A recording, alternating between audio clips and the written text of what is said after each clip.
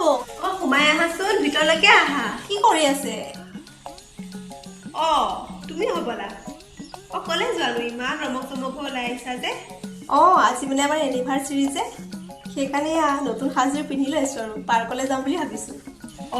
আজি মানে এনিভাৰ্চাৰী? আমাৰো নাই, এয়া ঘৰকে সাৰি আছো আৰু ভাত বনাব আছেই। কিনো কবা আৰু, এয়াই আৰু আমাৰ কাম। বৌ আপুনি কলৈকো নাযায় নেকি? আজিলৈকে শুনাই নাই আপুনি যে ক'বালৈ ফুৰিব গৈছে বুলি। আমাৰ নাই এনিভাৰ্চাৰী।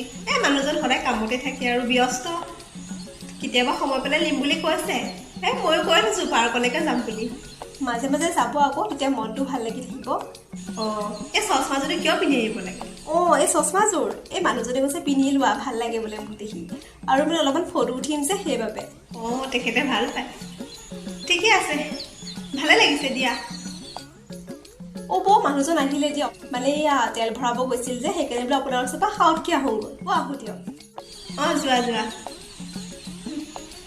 দুখৰ ঘৈণীয়েকক ক'বই নালাগে, যি বিচাৰে তাকে দিয়ে। চচমা পৰা ধৰি একে নতুন কাপোৰলৈকে বাহ। আৰু আমাৰতো ঘৰ সাৰ, কাপোৰ ধো, ভাত বনা, এইবিলাকেই। আহক আজি মই দিহে এৰিম। তাইহে ধুনীয়া হ'ব পাৰে নেকি? মই নোৱাৰো নেকি?